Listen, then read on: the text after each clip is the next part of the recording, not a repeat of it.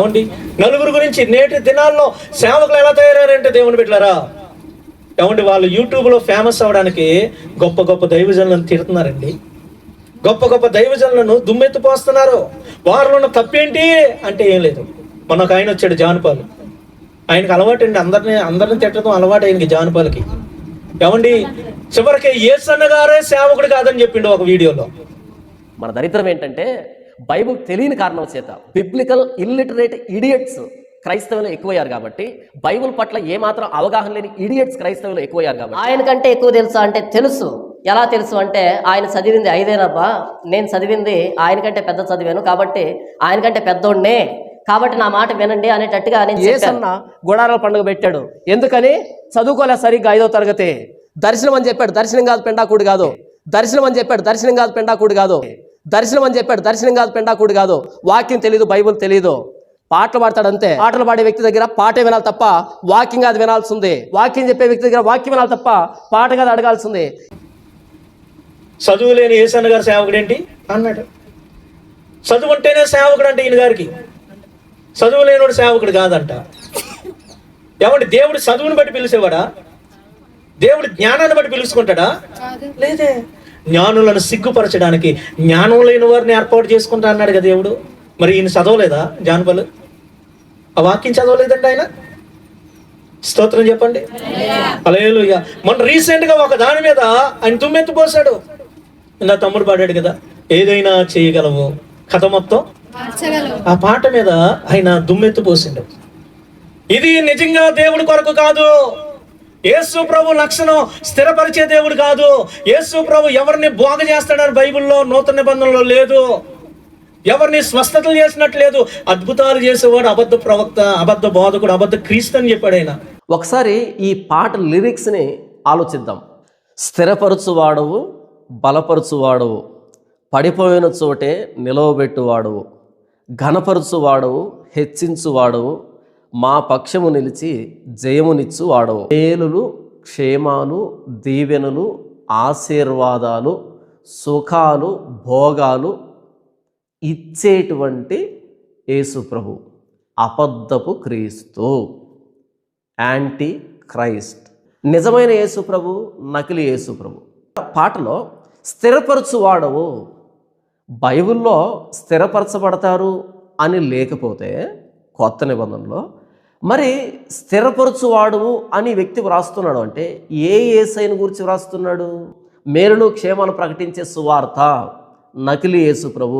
ప్రస్తుతం క్రైస్తవులుగా చలామణి అవుతున్న దౌర్భాగ్యులకి దేవుడైనటువంటి నకిలీ యేసు ప్రభు ఉన్నాడే, ఆ నకిలీ యేసు ప్రభుని గురించి వ్రాసినటువంటి పాట ఇది. నకిలీ యేసు ప్రభుని మహింపరుస్తూ వ్రాసినటువంటి పాట. ఎవరిని స్వస్థతలు చేసినట్టు లేదు. అద్భుతాలు చేసేవాడు అబద్ధ ప్రవక్త, అబద్ధ బోధకుడు, అబద్ధ క్రీస్తు అని చెప్పాడు ఆయన ఆ వీడియోలో. ఎవరిని నూతన నిబంధన నిండా అద్భుతాల గురించి రాయబడి మార్కు సువార్త 16వ అధ్యాయం 20వ వచనంలో ఏమని రాయబడిందండి? ప్రభు వారు వెనువెంట ఉండి అద్భుతాలు జరిగించుచు వాక్యమును స్థిరపరిచినట్లు రాయబడిందే. మరి ఆయన ఏమని చెప్తున్నాడు? వీడియోలో ఏమని చెప్తున్నాడండి ఆయన? ప్రభు స్థిరపరచడు, ప్రభు అద్భుతాలు చేయడు, అద్భుతాలు చేసేవాడు అపవాది, ఏమండి అంత్యక్రీస్తు అని చెప్తూ ఉన్నాడు. హల్లెలూయా. వాక్యం తెలియలేనోడు కూడా ఈరోజు వాక్యం పట్టుకొని మాట్లాడుతున్నాడు అండి. బైబిల్ పట్టుకొని మాట్లాడుతున్నాడు. వాక్యం తెలియలేనోడు కూడా దేవుని బిడ్డలారా వాడు ఫేమస్ అవ్వడానికి, వాడు గొప్పోడు అవ్వడానికి ఇది ఇక్కడ రాయబడింది మహాత్ములను దూషిస్తున్నాడు. హల్లెలూయా. స్తోత్రం చెప్దామా? ఈరోజు దేవుని బిడ్డలారా, ఏమండి అబద్ధ బోధకులను నువ్వు కనుక గుర్తుపెట్టకపోతే వారు ఉచ్చులో పడిపోతావు, వారు వలల్లో పడిపోతావు. తమకు తెలియని విషయాలను గురించి దూషిస్తారంట. 2 పేతురు 2వ అధ్యాయంలో దేవుని బిడ్డలారా 12వ వచనం చదువుతున్నారు. తమకు తెలియని వాటిని గురించి బోధిస్తున్నారు, దూషిస్తున్నారు. వాడు పూర్తిగా తెలియదు, బైబిల్ కోసం దూషిస్తారు. పూర్తిగా తెలీదు, అక్కడ ఏం రాయబడుతుందో తెలీదు, ఎలా ఉందో తెలీదు, పరిపూర్ణంగా తెలుసుకోవాలి. ముందు ఎదుతోడి మీద 2 మాటలంటే నేను హైలైట్ అవ్వచ్చు. ఎక్కడ కూడా యేసు ప్రభువును నమ్ముకుంటే స్థిరపరచబడతారు అనే భావన నాకైతే కనిపించలేదు. మరి మీకు కనిపిస్తే ఎక్కడుందో అది మీరు కింద కామెంట్లో వ్రాస్తే నేను తీరిగ్గా చదువుకుంటాను. ఏం రాయబడుతుందో తెలీదు, ఎలా ఉందో తెలీదు, పరిపూర్ణంగా తెలుసుకోవాలి. ముందు ఎదుతోడి మీద 2 మాటలంటే నేను హైలైట్ అవ్వచ్చు. దేవుని బిడ్డలారా వింటున్నారండి? ఏదో నేను ఒకసారి యూట్యూబ్లో చూస్తూ ఉంటే ఒక షార్ట్ వర్డ్ వచ్చింది. చెప్పొచ్చు చెప్పకూడదు తెలియదు కానీ చెప్తున్నాను. షార్ట్ వర్డ్ వచ్చింది. ఇట్లాంటి విషయాలన్నీ ఎలాగో గుర్తొస్తూ ఉంటాయి నాకు మధ్య మధ్యలో. హల్లెలూయా. ఏమండి, ఆ షార్ట్లో వాడు అంటూ ఉంటాడు, ఏమండి నేను ఊకనే పైకి రాలా, కష్టపడి పైకి వచ్చి నన్ను చూసుంటావు. ఏమండి, నేను 10 మందిని తొక్కుకుంటూ పైకి వచ్చాను అన్నాడు. ఎలాగొచ్చిందంట? 10 మందిని, ఇతరులు కష్టపెట్టి పైకి వచ్చినాను కాదు, కష్టపడి పైకి వచ్చినాను కాదు, ఇతరులను తొక్కుకుంటూ పైకి వచ్చాను. ఈరోజు అనేక మంది యూట్యూబ్లో సేవకులు పద్ధతులు ఎలా ఉన్నాయి? దేవుని బిడ్డలారా, బాగా ఫేమస్ అయిన తిట్టగానే మాట్లాడకూడదు, ఈయన ఫేమస్ అవ్వాలని ఎవరినో అంటూ ఉన్నారు. పూర్తిగా తెలియకుండానే మాట్లాడుతున్నారు. హల్లెలూయా. వాక్యంలో రాయబడింది దేవుని బిడ్డలారా, వారు ఏమీ తెలియకుండానే వారు దూషిస్తున్నారంట. 12వ వచనంలో, తమ దుష్క్రియలకు ప్రతిఫలంగా హాని అనుభవించుచు తాము చెయ్యి నాశనముతోనే తామే నాశనము పొందుదురు.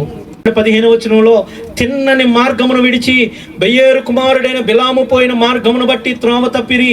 ఆ బిలాము దుర్నీతి వలన కలుగు బహుమానమును ప్రేమించెను. హల్లెలూయా. అమ్మా, దేన్ని ప్రేమించాడంట? బహుమానాన్ని ప్రేమించి బోధిస్తూ ఉన్నారు. బహుమానాన్ని ప్రేమించి బోధిస్తూ ఉన్నారంట సేవకులు. వీరు ఎన్ని లక్షణాలు కూడా అబద్ధ బోధకుల కోసమే. అమ్మా వినండి, వింటున్నారా దేవుని బిడ్డలారా? ఈరోజు ఏమండి, ఇంకో మాట నేను మీకు ఒక మాట జ్ఞాపకం చేస్తాను. నిన్న నేను చదువుతూ ఉన్నాను, మీకా గ్రంథంలో అనుకుంటా, మీకా గ్రంథం చదువుతూ ఉన్నాను. పాత నిబంధన అయిపోవచ్చింది. మీకా గ్రంథం చదువుతూ ఉన్నప్పుడు ఆ మీకా గ్రంథంలో ఒక మాట రాయబడింది. ఒకసారి తీస్తారా? చదువుదాం. మీకా గ్రంథంలో ఒక మాట రాయబడింది. ఆ మాటను మనం ఒకసారి చదువుతాం. మీకా గ్రంథము 2వ అధ్యాయం 11వ వచనం. శ్రద్ధగా వినండి. వ్యర్థమైన మాటలు పలుకుచు అబద్ధికుడై. అమ్మ ఏంటంట? వ్యర్థమైన మాటలు పలుకుతాడు వీడు. నోట అంటే ఏది నాడమైన మాట రాదు. ఇది నోటుకొచ్చింది అలా మాట్లాడతాడు, బూతులు మాట్లాడతాడు. అతని మాటలు ఒక్కటి కూడా పనికొచ్చే మాట ఉండదు. రెండోది, అబద్ధాలు ఎక్కువ ఆడతాడంట. అమ్మ ఏమి? అబద్ధికుడై ద్రాక్షారసమును బట్టియో మద్యమును బట్టియో నేను మీకు ఉపన్యాసము చేయుదునని అబద్ధము చెప్పుచు ఒకడు వచ్చిన ఎడల వాడే ఈ జనులకు ప్రవక్త యగును. అర్థమైందండి? అమ్మ దేట్లు బట్టి వస్తున్నాడంటే ప్రభువుని బట్టి రావట్లేదు.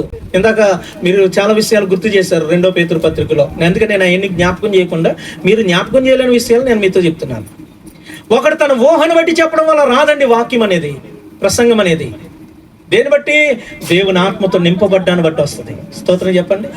కానీ ఇక్కడ ప్రసంగం వస్తుంది, ఉపన్యాసం వస్తుంది. ఎలా వస్తుంది? ఏమండి? అబద్ధాలను బట్టి వస్తుంది, ద్రాక్షరసాన్ని బట్టి వస్తుంది, మద్యం తాగడాన్ని బట్టి వస్తుందంట.